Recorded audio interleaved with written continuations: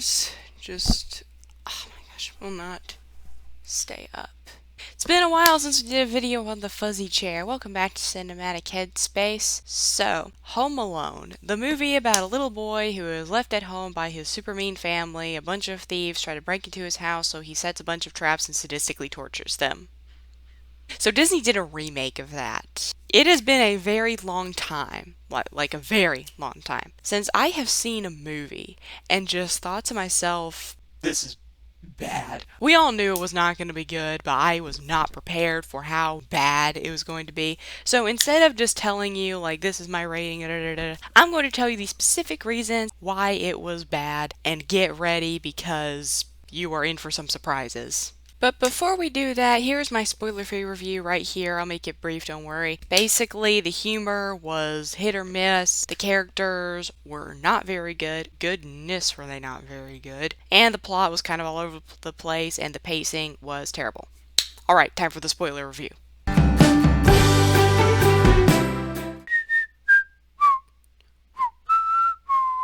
So here are some things about the movie that I did like before I just bashed the living crap out of this thing. I like that they kept the original Home Alone soundtrack. Some of the sequels didn't do that. I don't think the cast was necessarily bad. I think some of them are very funny comedians. I think the sets were all right. They may not have fit for every single scene, but they were okay.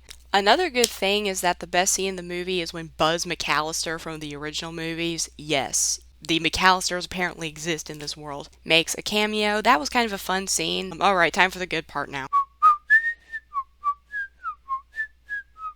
The humor in this movie was very, very hit or miss. The humor is directly tied to one other major issue in the movie, but basically the way they characterize the wet bandits in this movie, like, they're not bad or good, they're not anything. Wow, I really did not. I forgot to paint my neck, didn't I? Just The wet bandits are good people in this one. So the slapstick part of Home Alone, the part that everyone knows is going to happen because it's Home Alone, it's what they expect, is less funny because, or the bad guys in this are good people and you don't want them to get hurt. So the climactic scene in the movie that everyone knows is building up towards is made a lot less funny. Aside from that, the other parts of humor in the movie also weren't all very good. There may be one or two jokes that got a laugh out of me and my family because I watched this with my family, but other than that, they really weren't funny. There was a fart joke in there because all terrible comedy movies gotta have them fart and poop jokes, right? They also had this one corny joke towards the middle of the movie in which someone's watching a weird sci-fi remake of Angels with Filthy Souls, Easter egg from the first movie, and saying, can't they just realize that you can't remake the classics? Why do they even bother remaking the classics? Ha ha ha, they're self-aware on this one, guys.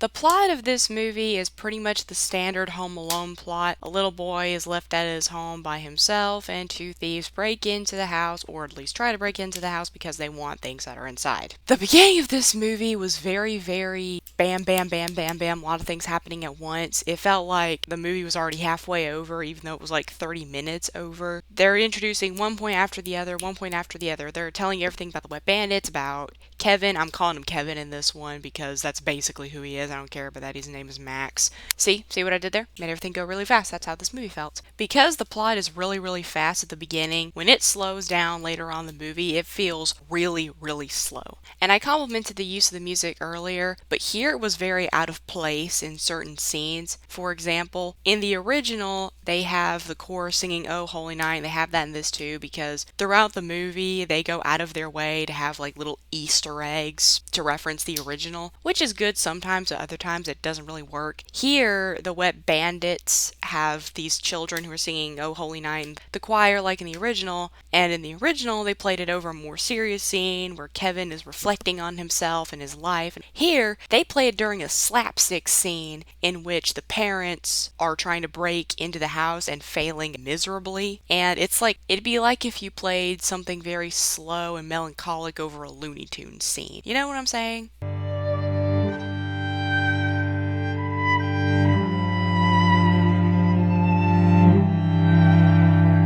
The plot also pretty much revolved around the two thieves, the wet bandits, are looking for this weird doll that's got its head upside down because apparently somewhere out there in the world it costs $200,000. They think Kevin has it because they think he stole it from them. Actually, he didn't steal it, and that basically everything in the movie happened due to a misunderstanding that actually, like, their little nephew who's staying with them had it. The plot points are this: the family is desperate for money, Kevin has been left home by himself. I almost said Home Alone there, see what I did? The mother is trying to get back home to see him. There's an extended family that's staying with them. The parents are missing out on stuff with their children because they are so focused on trying to get the money back. It's just kind of jumbled compared to how simple the plot of the original was.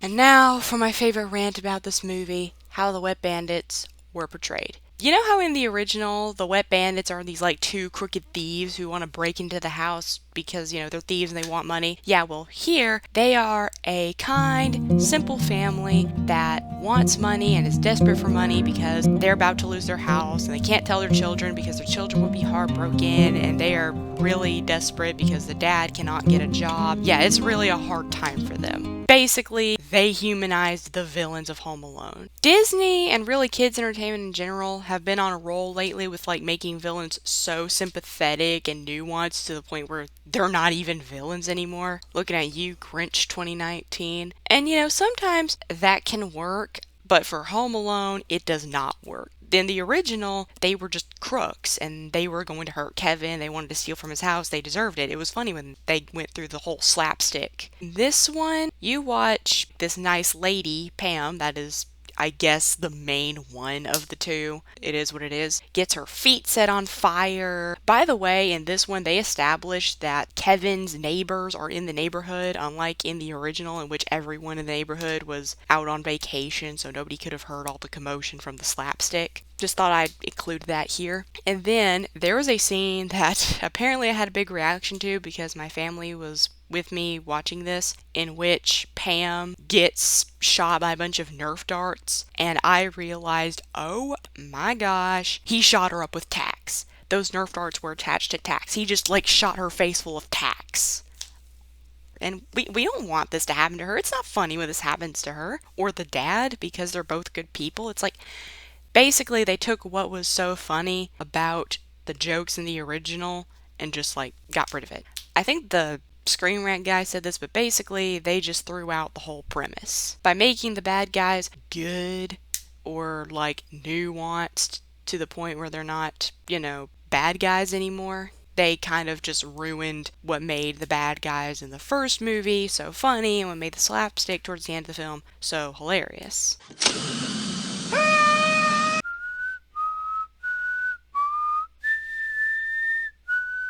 Kevin is also a big problem in this one. Now, before I get a bunch of jokes in the comments section about Kevin McAllister from the original being the Saw killer or whatever, here's the thing. In the original, Kevin's family was very mean to him, and, he was mean too. He said a bunch of stuff he shouldn't have said, but, in the original, it's done in a way that shows you that he's a little boy who's gotten his feelings hurt, and he's immature and all that stuff, but to an extent, it's just part of him being a kid. And Kevin goes through, all this development of learning to appreciate his family, and it's a very natural, well-done journey, and Macaulay Culkin's performance was really good for a child.